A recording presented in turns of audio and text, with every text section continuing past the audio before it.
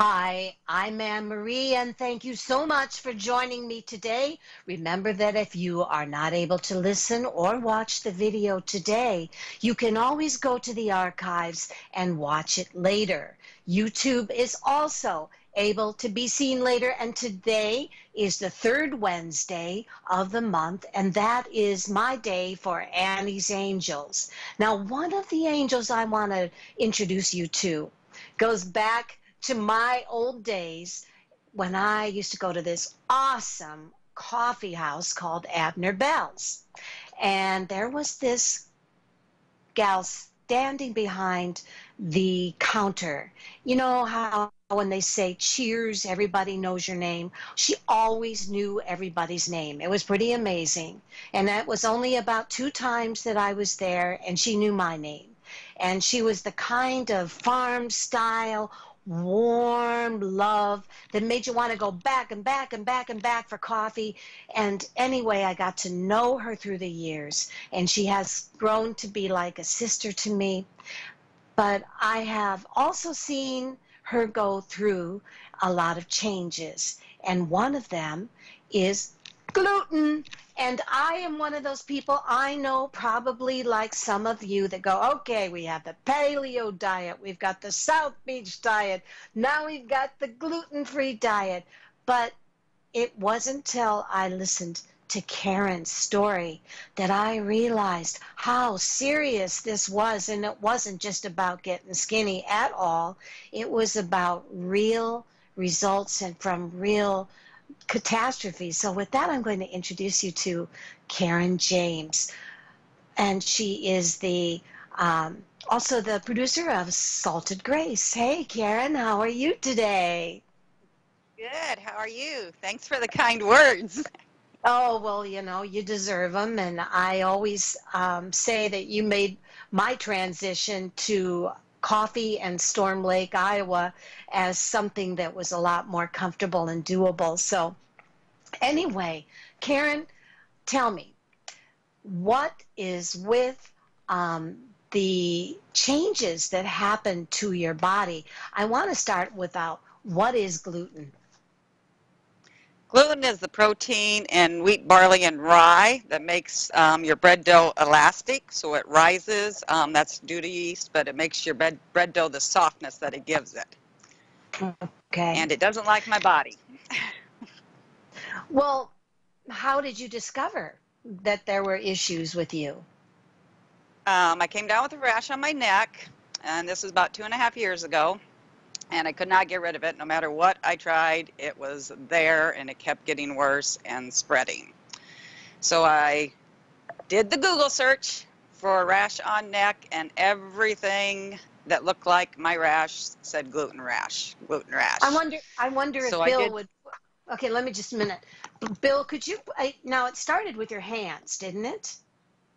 The first time was on my neck. The most recent times have been on my hands, and it's Okay, probably worse on my hands than my neck at times.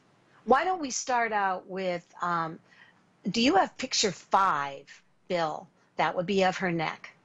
What happened? This is the rash that you had. Now tell me what happened. How did you start feeling? And It itches very badly. how did you know that it was gluten related? What were your symptoms? Did you eat something the night before? Were you starting to notice that it happened at a certain time when you ate certain things, or what? Well, this first time I had it, I eat gluten every day. The first time I came down with the rash. After finding and searching that this type of rash that looked like what was on my neck could be caused from gluten, I did stop gluten. I stopped all pastas, I stopped all bread, all cookies, anything that is your most common gluten items. And the rash did start to get better. And it's called a gluten rash? Yes, that's the common terms for it. So when you get a gluten, so is it itchy? How would It's someone very know, like, itchy. It's very itchy. When I do get it on my hands, it reacts a little bit differently than on my neck. When I get it on my hands, it starts off with a tingling sensation, and then it kind of goes a little numb, and then it just starts itching like crazy. And once that itching starts, the blisters start to form within minutes. You can just see them start to pop out. Okay, Bill, could we have picture number 1?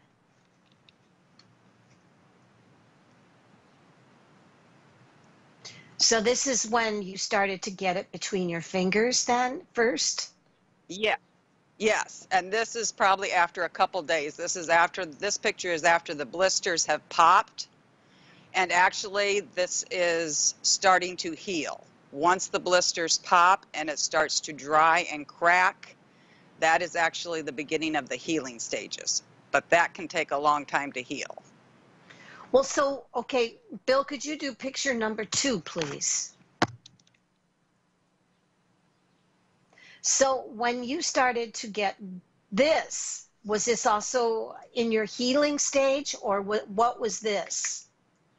Yes, that's still in the healing stages. That's after the blisters, where you can see where the dark redder spots are. That's Yeah. where like actual blisters were. Then to heal, it scabs and the skin peels, and it'll peel several times before I actually get my normal skin back. It takes a good 2 to 3 weeks for my skin to get back to normal, but it does take up to 3 months for gluten to get out of my body before I feel like I'm back to normal. So then you have to be really, really strict during this time with your diet, correct? Yes, I have to be strict with my diet every day, every moment. Nothing goes in my mouth without me reading the ingredients. So you even gave me a frying pan that you said you were having problems with. Now, what was the deal with that? When you have old frying pans, sometimes they can have the scratches, little tiny scratches on them. Mm-hmm. If you've used that frying pan for a pasta dish that you baked in it, no matter Mm-hmm. how many times you wash it, gluten can still stay stuck in those little tiny scratches. Now, It doesn't matter you if you put told it through the dishwasher. me when I looked at you and I said, well, how does HMOs or GMOs? How do GMOs go into all that? And you said they don't. There's something like that. I can't remember. It's like I don't know. GMOs are actually something totally different than gluten. That is genetically modified gluten or wheat. So that does make a difference because the wheat we eat today is not the wheat of ancient times, the wheat that they used years ago, because they are modifying it so it produces more and produces better. So this is where I get all confused because the GMOs that everybody's making a big deal about always seem to fall into the same people that talk about gluten.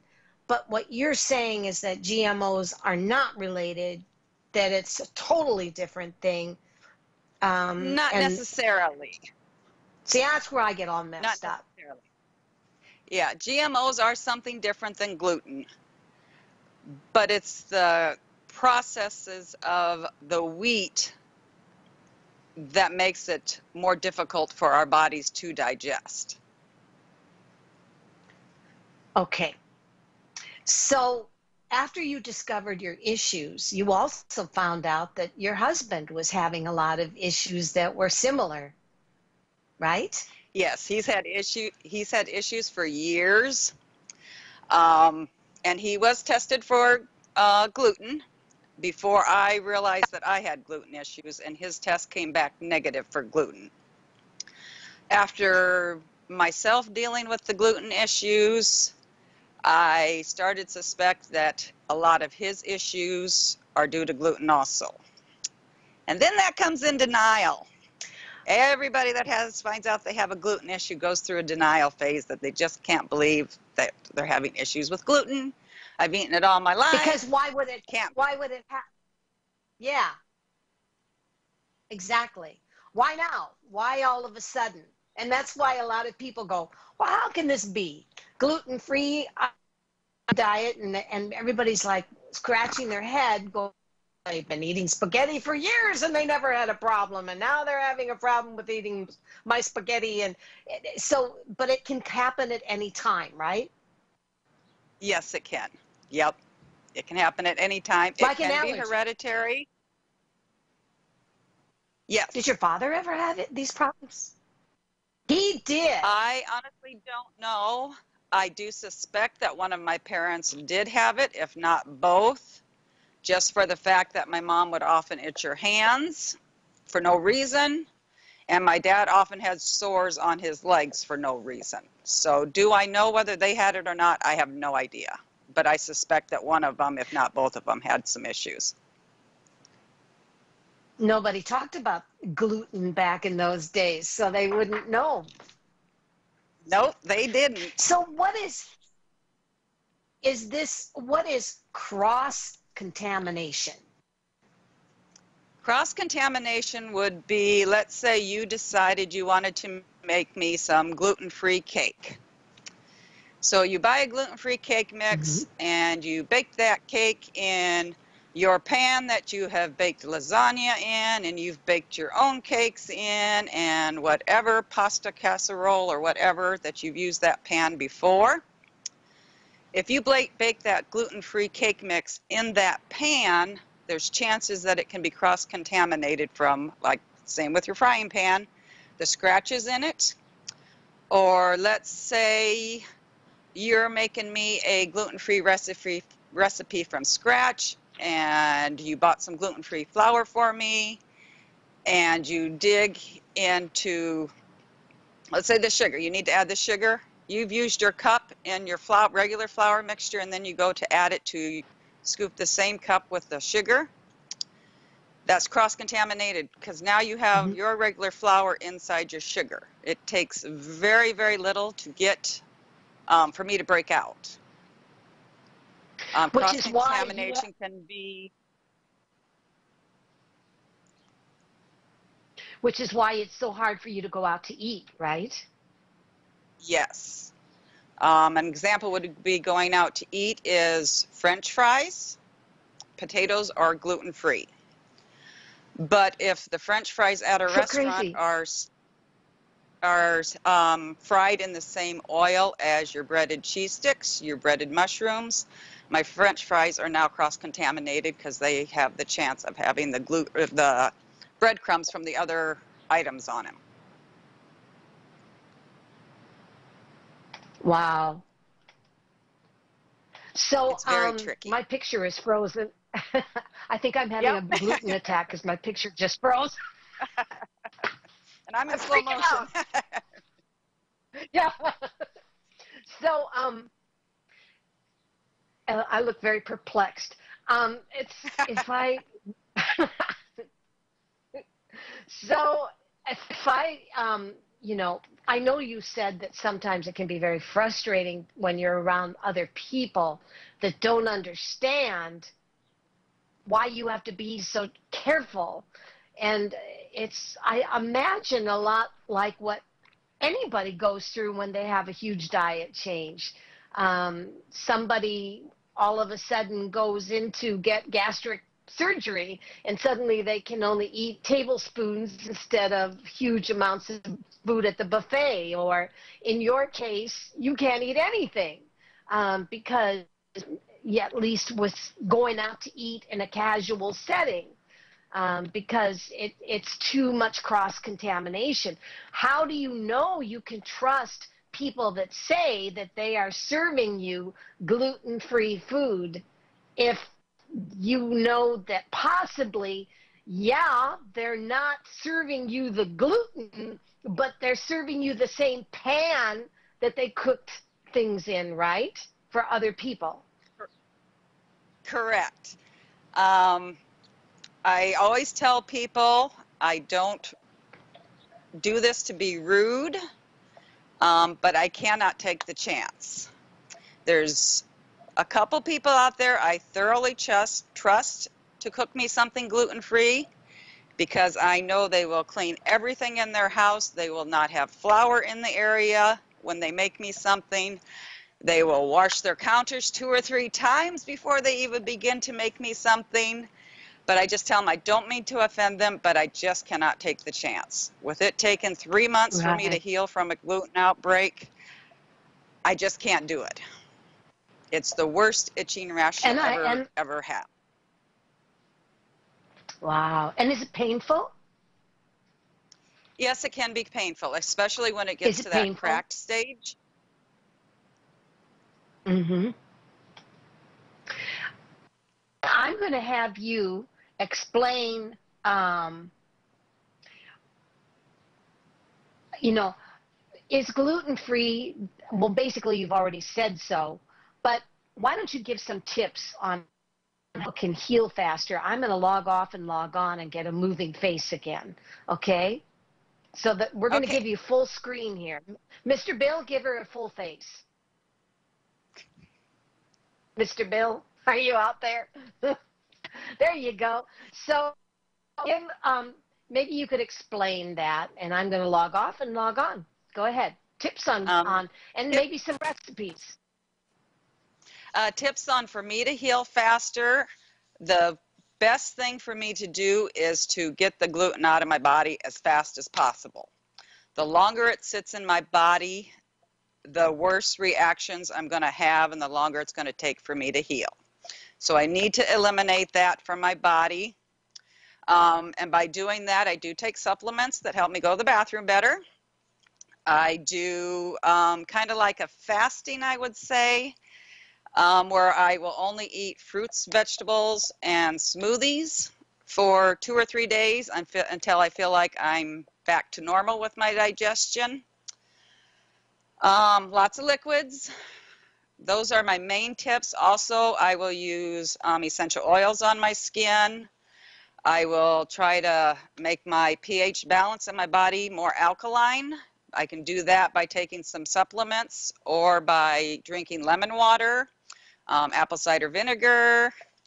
Other ways that I heal myself is I do use, and also this soothes with the blistering part, is I will use a salt pillow that I have had in the freezer and put that on my hands when they first start, because that does reduce the blistering a little bit. That coldness is very soothing when the rash starts. I bet. I bet. So, if you were, I remember when I was at your house, you were doing cooking with an air fryer, Yes. right? Yes. I And cannot I have fried really chicken. enjoyed that. I thought that, yeah. And so, would you say that an air fryer is one of those things that gluten-free diets can be benefited by? I think so, because it does truly make, and it amazed me, it does truly make the food that you cook in there crispy. Of course, Okay. you got to use your gluten-free flours and stuff, but yes, I do like the air fryer. You stay away from the grease that way, and it's healthier for you. And if you are going to use grease, what kind of grease do you use? Maybe you already told him, but I'd like to know that myself. Um, for my husband, he's more sensitive than me, so like if I'm baking anything that's gluten-free and it requires oil, I use grapeseed oil for him. I myself can have any kind of oil; it does not affect me. It So, doesn't. um, nope, oil doesn't affect me. So, would you say that this has also helped you lose a lot of weight? Yes, it has. Um, but just because you're gluten-free doesn't mean you can always eat healthy. I do not buy a lot of pre-made gluten-free products. Actually, I don't think I buy anything that's pre-made gluten-free. Rarely do I. Really? Um, Why? yeah, I'll buy some mixes, Why? the flour mixes, the flours that are pre-mixed, because they still have all that chemicals and other bad stuff in them, the pre-made products. I prefer to go all natural as possible. Does that mean I don't eat junk food? Yeah, I eat junk foods. I love my potato chips. I love my cookies, but I prefer to make them well, I was myself instead of buying them asking, already made. right. Yeah, and I noticed that there is free or not Fritos, corn chips. You were eating corn tostadas, and that is something that kind of goes against some of the rules that so many people are saying. Oh, corn bad. All corn is bad, but you told me it is not. Corn is not gluten. Corn is not gluten. The main gluten ones are wheat, barley, and rye. Well, I wonder why then um, there is so, but corn, wouldn't that be something that would also be planted with a genetically altered seed, correct? It would mean that it's not the same as the days of antiquity either, correct? You're probably correct on that, but it's not gluten, so I can eat corn. Yeah, that's awesome. Now, would that be the same for a lot of people or just for you in Everybody a is going to be gluten-free completely country? different. I see. Some people I are see. affected by dairy. Some people can be affected by corn. Some people that eat gluten-free don't eat any grains whatsoever. So it's all up to your own body and how you react, how your body is reacting to it. I myself, since having these gluten issues, have also come down with a nutmeg allergy. I cannot have any nutmeg. It's almost as bad as gluten. Really? Yes. Tell me about the I salt still get lamp. a Tell me rash. about the salt. Tell me about the salt lamps behind you. I think they're so Oh, they are beautiful. that. Thank you. That's one of the products I sell through my Salted Grace. They are very relaxing, very soothing, and they also balance out the positive ions that all of our electronics give off that aren't good for us. So they give off negative ions, which is what we need to balance ourselves. And I have purchased several from you, and I love them. I actually did feel, and this is going to kill you. My cats feel the difference since I've had the salt lamps in my studio, because my cat, if the salt lamp isn't on, he looks around like something's just not right here, Mom. And then when I turn it back on, after about an hour, he's like, okay, it's all good now. So I figure if my cats are doing that and they don't know what a salt lamp is, then by gosh, I would say that a human being has got to be experiencing the same thing, right? Now, Exactly, and that does not surprise me. I also have some of your products. The one that I like a lot is what is it called? Veggie Blast Veggie, salt. Veggie Blast. Yeah. I used that in my Chinese food last night with vegetables. And I've used well, name some of them because I think they're very intriguing. Let me get my list here because I don't even know if I have them. I I know I have one for chicken. Off the top of my head, I couldn't tell you Yep, I exactly what have I that named them. one. This is something new I knew I just started with, making my own seasoning blends with pink Himalayan salt. So I know I have a chicken one, I have a beef one, I have the vegetable one.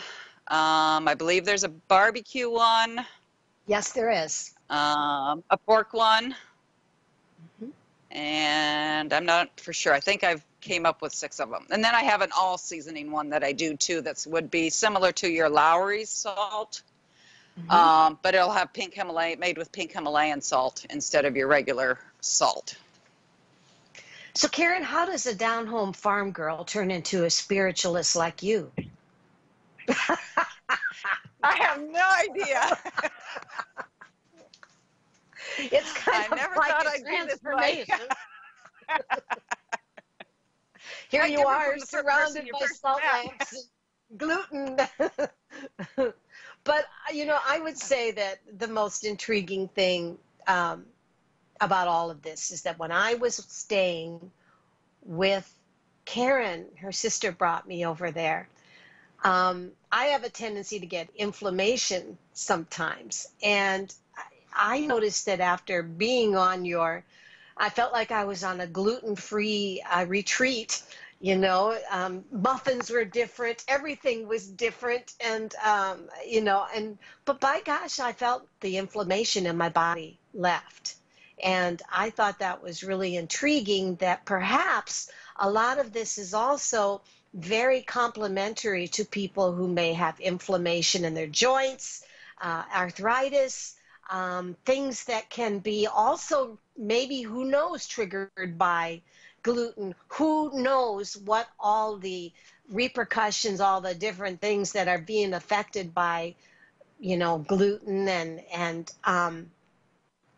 we don't even think about it. We just accept it, and we go to the pharmacy and we get piles and piles of aspirin and Fix-Its. And how interesting to see that after a weekend at your beautiful home, I was able to feel less inflammation in my joints, and as well, and I think I'll never forget what Linda said, but What'd she say?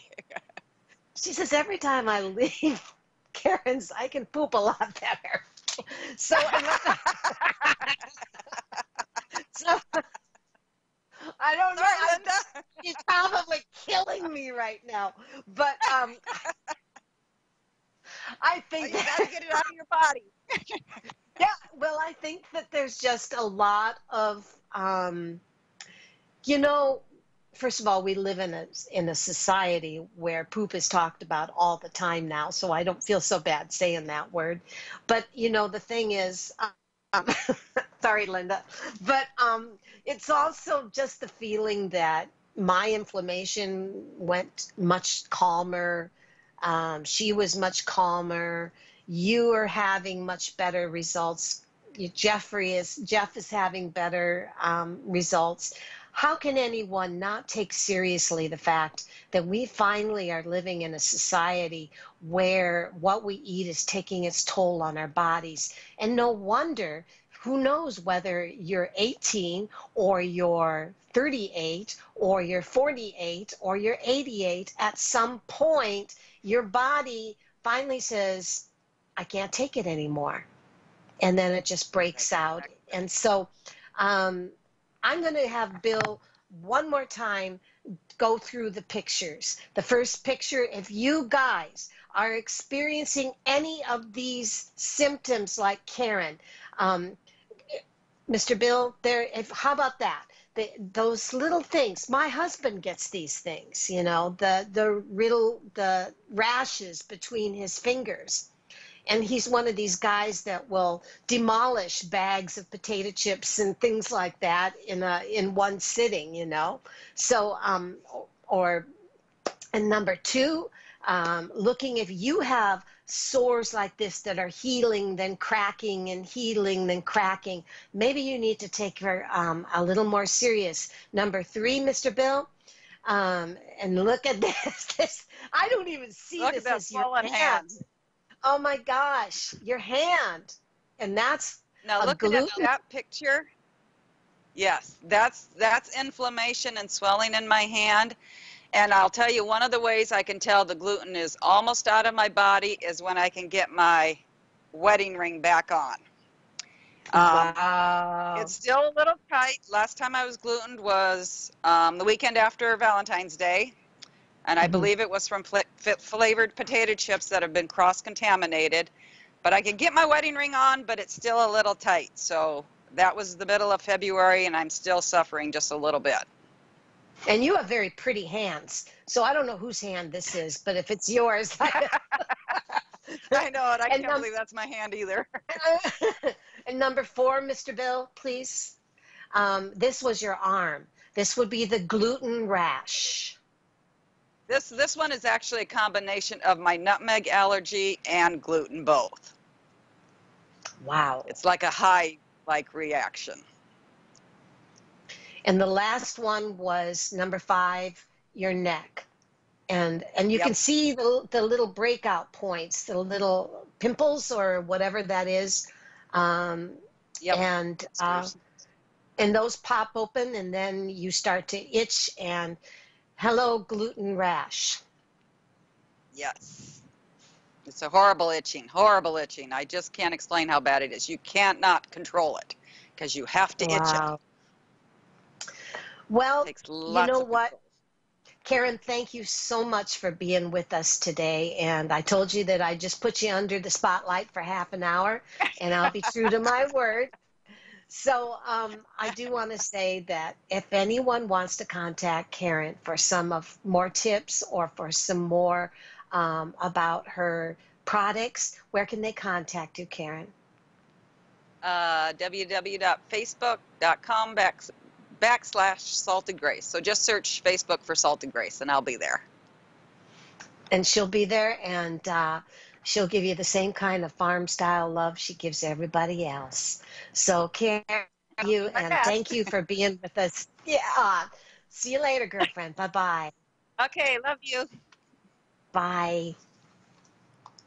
All right. Thank you so much. And for those of you that may be experiencing what um, Karen has been talking about, I know there's a lot of people out there that are walking around thinking that they have rashes that are related to cold weather. And maybe there is some of that, but this happened to Karen in the summer. So I know that there are things out there that get people from this, from their diets, and we don't even think about it because so much of us think that if we just endure and we put a stiff upper lip, when we could be changing our diet. But hey, not all of us have that discipline. I understand that. It's a hard one for some of us. And I know for me, coffee, going with